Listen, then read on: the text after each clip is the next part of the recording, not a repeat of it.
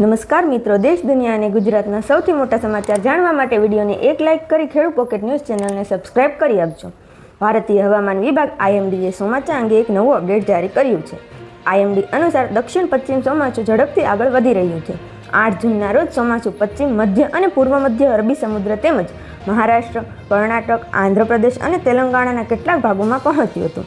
આગામી 2 થી 3 દિવસમાં ચોમાસું મહારાષ્ટ્ર, તેલંગાણા, આંધ્રપ્રદેશ, તમિલનાડુ, છત્તીસગઢ, ઓડિશા, પશ્ચિમ બંગાળ, સિક્કિમ અને ઉત્તર પૂર્વ ભારતના બાકીના ભાગોમાં આગળ વધવા માટે પરિસ્થિતિઓ અનુકૂળ છે. ગુજરાતમાં કાળઝાળ ગરમી વચ્ચે ચોમાસાની રાહ જોતા નાગરિકો અને ખેડૂતો માટે હવામાન નિષ્ણાત અંબાલાલ પટેલે આગામી દિવસોના વરસાદને લઈને એક મહત્વપૂર્ણ આગાહી કરી છે. અંબાલાલ પટેલના જણાવ્યા અનુસાર હાલમાં એક પછી એક સક્રિય થઈ રહેલા વેસ્ટર્ન ડિસ્ટર્બન્સના કારણે ગુજરાતના વાતાવરણમાં મોટો ફેરફાર જોવા મળશે. ગુજરાતના કેટલાક ભાગોમાં પ્રી મોન્સૂન વરસાદ થવાની પૂરેપૂરી શક્યતા છે. દેશભરમાં કરોડો પરિવારોને રાંધણ ગેસની સુવિધા આપતી પ્રધાનમંત્રી ઉજ્જવલા યોજના સાથે જોડાયેલા લોકો માટે એક મોટા સમાચાર સામે આવ્યા છે. કેન્દ્ર સરકારે ઉજ્જવલા યોજના હેઠળ મળતા સબસિડીવાળા LPG સિલિન્ડરની સંખ્યા ઘટાડી દીધી છે. હવે લાભાર્થીઓને વર્ષમાં 9ના બદલે 4 સિલિન્ડર પર જ વધારાની સબસિડીનો લાભ મળશે.